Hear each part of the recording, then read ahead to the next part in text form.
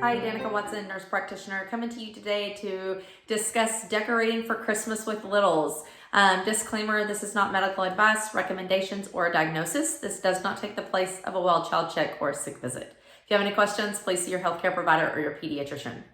So, although a lot of it may be second nature to some of you, I get asked many times in the clinic what steps or what precautions parents need to take when they decorate for Christmas with the Christmas tree and all the decor, right?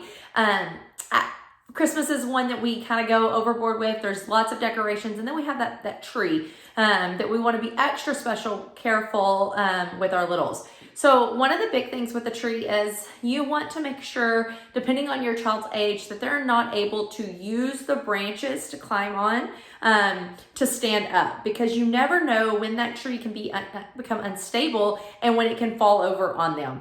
Is it likely? I mean, the chances are usually slim, but you never want to take that chance, right? Absolutely not. So if your child is at that age where they're using things to climb, then you want to make sure you have a fence around or a barrier around your Christmas tree.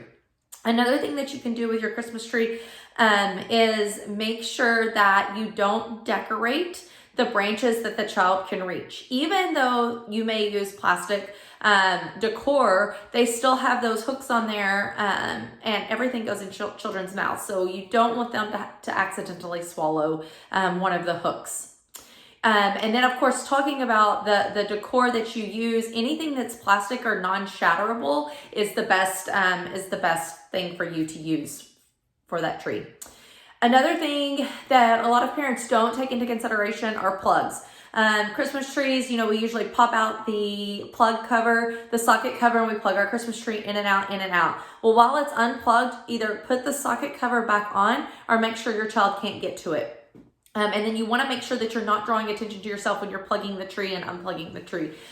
Children are very curious, and that is something that they are absolutely going to go for if attention is brought to it, or if they figure out that it makes the lights come on.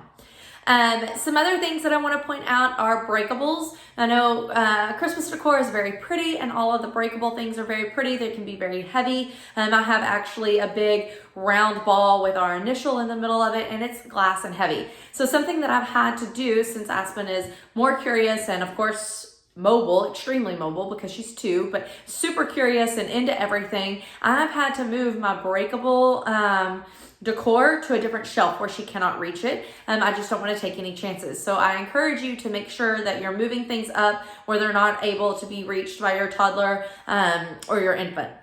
And then the last thing I want to caution you on are your stockings. So a lot of people put their stockings up high on a mantle, which is fantastic. And if you can do that, that's great. But if your stockings are lower, like on a table, if you don't have a mantle, then make sure what your stocking is being held with is not something that can topple over on your child's head. If your infant is learning to, or your crawler infant is learning to crawl, they're learning to climb, and they reach up and grab a stocking, and then because the stocking hangers aren't very sturdy, and a lot of times they're very heavy, topple on their head and cause a head injury, a laceration, or something like that. So I do want to caution you on those types of things.